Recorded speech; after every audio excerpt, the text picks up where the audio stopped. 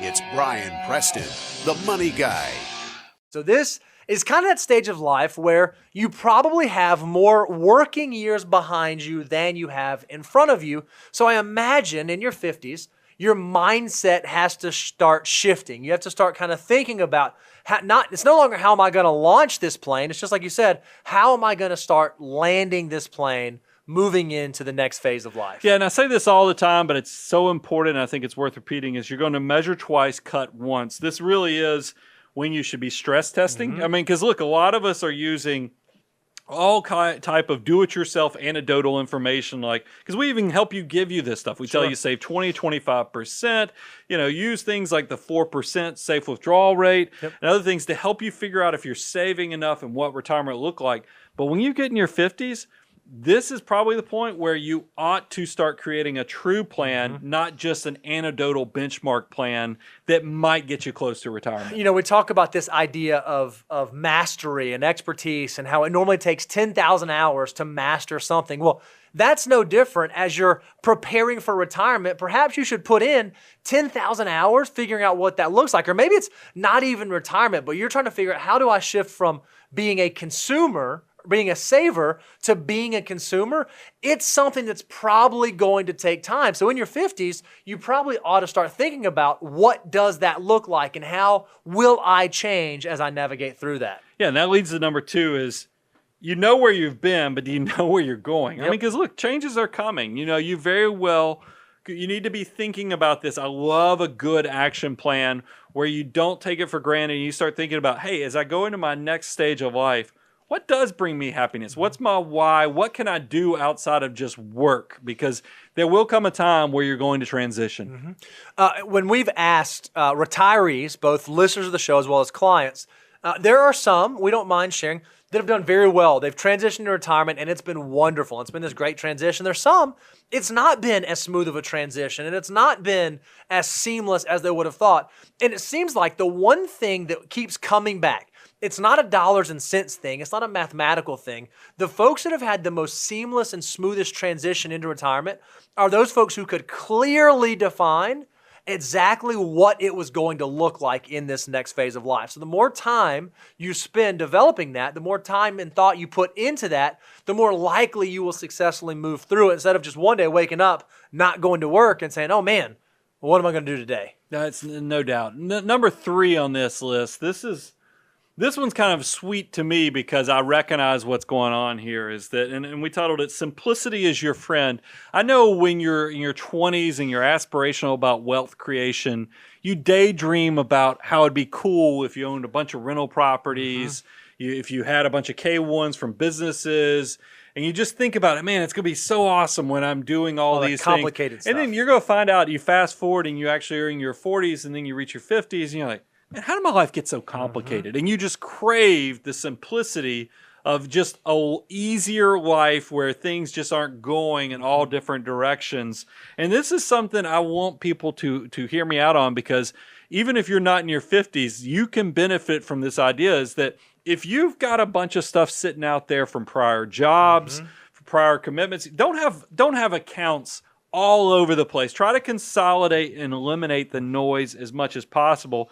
And then, Bo, we talk about this because I'm always surprised when people come to us with heavy debt loads in their 50s and 60s. What are our thoughts on that? Yeah, one of the best ways to simplify your financial circumstance is to get rid of debt. Now, we talk early on when we're talking to folks in their 20s and 30s about how some types of debts are okay because of how powerful your dollars can be. Well, by the time you get into your 50s and as you're moving towards retirement, we'd love for our folks to be completely debt-free, because if you don't have debt, that's just one less thing to worry about, one less thing to keep you up at night, one less expense that's going to flow out. So in your 50s, you ought to, if you are not there yet, you ought to begin having a plan in place that you will not have any debt by the time you enter into retirement. And that too will lead to a more stress-free and seamless retirement transition. Well, it fits into common sense to me, is that what are we hoping to do? Financial independence, freedom. Right. You want to be financially free to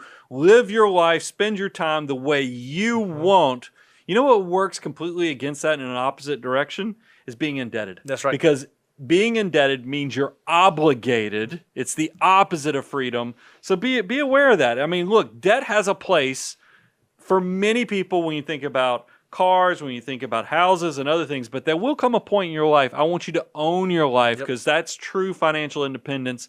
You need to be out of the debt game while you're in your 50s. And then one other way that you can simplify is by really recognizing, hey, what are the things that I don't know that I don't know? Or what are the things that I want to focus on as I move into financial independence? And what are the things that I don't want to focus on? And a great way to think about simplifying is knowing when it does make sense for you to take a relationship to the next level, for when you to hire a professional to come in and help you make sure that you are looking at all of the things and variables that you ought to be looking at as you transition into this. Yeah, we've talked about it. I've used this so many times where we make the analogy of flying an airplane. You know, where we will give you the tools that will get you down the runway. You'll even have liftoff and start building assets, because we call this the abundance cycle, where you learn, apply, grow. We'll even get you to a comfortable cruising altitude because you're saving 20 to 25%.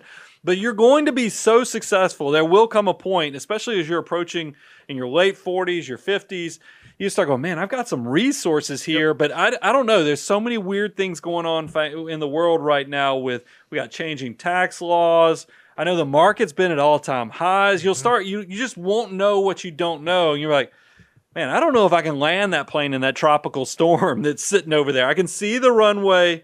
It's supposed to be there, but it just is not as clear as I thought it would be. This is exactly what we do for clients, is that we will help stress test. We'll help run all the scenarios so you can figure out if you should have a co-pilot to land this financial plane of your life. Yeah, one of the things that people are the most concerned about when they enter into retirement are the unknowns. The what if I do this, or what if this happens, or what if this outcome takes place? Well, one of the things that we try to do with our clients is we try to play out all of those what ifs. What if living expenses are higher than we anticipate? What if they're lower? What if we want to retire earlier? What if we want to retire later? What if we want to relocate? What if we have certain charitable initiatives? How do all of these things affect our plan? Well, what we tell our clients is if you can dream the variables leading up to retirement, in retirement, and through retirement, then we have software that will help us model that. And if we can model enough variables, then we can actually run it through the stress test to figure out, given the assumptions we've put into the system, what's your probability of success going into retirement? Because we ask people all the time, when they say, hey, I'm about to retire, the very first question we'll say is, awesome, cool, how do you know you're ready for it? And they're like, oh, well, I just turned 65. We're like, no, that's not a great answer. Like, what's your probability of success given variable outcomes that you'll actually be able to make it to the end of your plan, living the life that you want to live, the way you want to live it, when you want to live it? And they're like, oh, I don't know. I haven't thought of that. One of the things that a co-pilot can help you do is really think through what does that look like and how comfortable can you be entering into that next phase of life. Well, and that's what, we have the Heart of Educators. We've been really we've been creating content, helping people all across the country for decades now.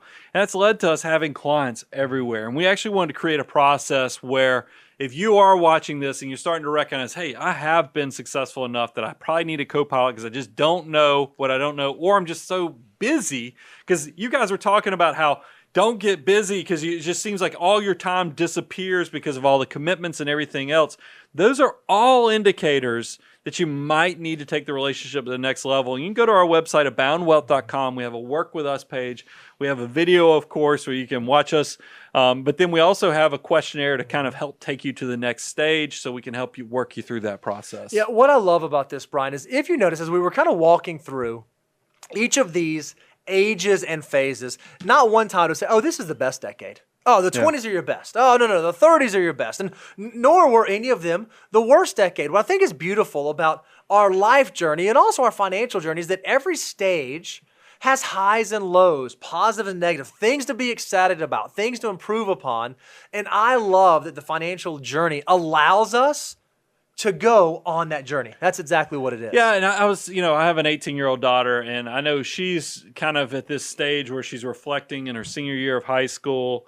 And, and we do this as a society. We have all these movies that make you think your best times are high school. Yeah. And I was like, honey, realize that's all Hollywood, or now Georgia. You don't even have to say Hollywood. That's all, the studios in Georgia where they're making all those movies. that's just fodder to fill a Friday and Saturday night. The reality is, each decade gets better. That's if exactly you right. will be an active participant and grow your life and actually just don't let life happen, but actually take a foothold of planning, preparation, and making it all work, you will find every decade actually gets better. I look back on my own life, and yes, there's struggles with every one of them, but remember, memories blossom, so even the negative stuff has a sweetness to it that comes over time when you look back. Even when you have tragedies of losing loved ones, when you have all kind of things happen, if you will focus, if you'll be deliberate on being an active participant through each stage of your life, you will be rewarded. And that's why I love that we get to create content that shares that. And no matter what age and stage of life you're at, we're going to keep creating the content. If you've not had a chance to go out to our website, go to moneyguide.com. We have a resource page out there where you can check out our financial order of operations deliverable, our money multiplier,